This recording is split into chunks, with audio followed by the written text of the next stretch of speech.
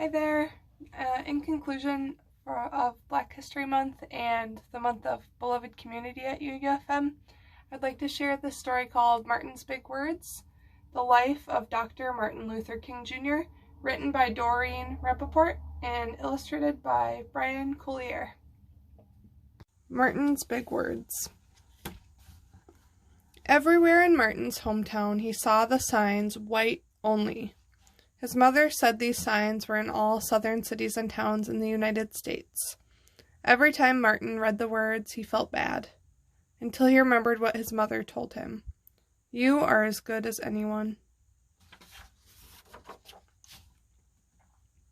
In church, Martin sang hymns. He read from the Bible. He listened to his father preach. These words made him feel good. When I grow up, I'm going to get big words, too. Martin grew up. He became a minister like his father, and he used the big words he heard as a child from his parents and from the Bible. Everyone can be great. He studied the teachings of Mahatma Gandhi. He learned how the Indian nation won freedom without ever firing a gun. Martin said love when others said hate. Hate cannot drive out hate. Only love can do that. Oops.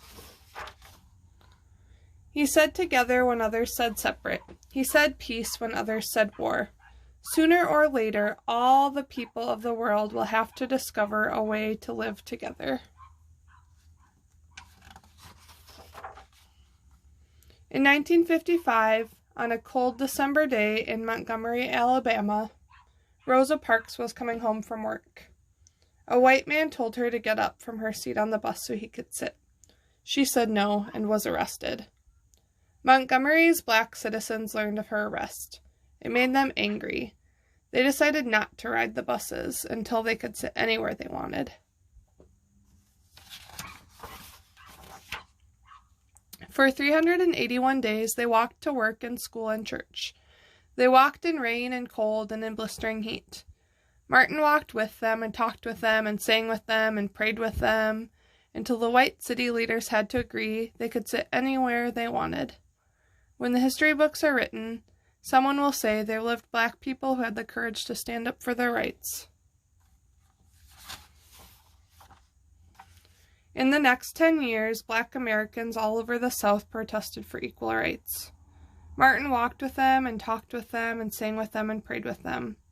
White ministers told them to stop. Mayors and governors and police chiefs and judges ordered them to stop, but they kept on marching. Wait.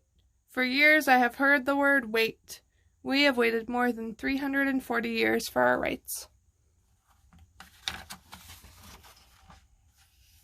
They were jailed and beaten and murdered, but they kept on marching. Some black Americans wanted to fight back with their fists. Martin convinced them not to, by reminding them of the power of love. Love is the key to the problems of the world.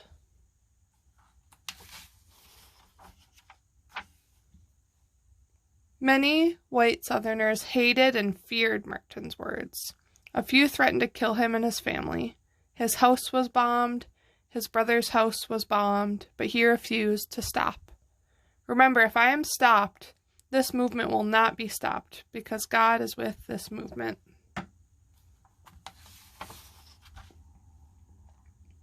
The marches continued. More and more Americans listened to Martin's words. He shared his dreams and filled them with hope.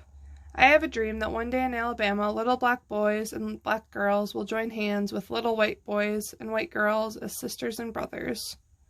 After 10 years of protests, the lawmakers in Washington voted to end segregation. The white-only signs in the South came down.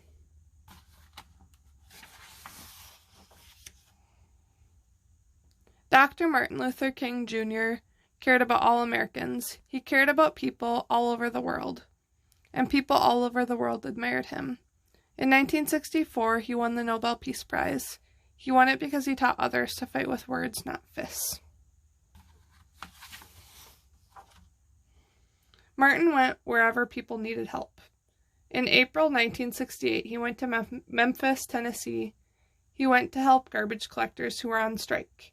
He walked with them and talked with them and sang with them and prayed with them. On his second day there, he was shot and he died.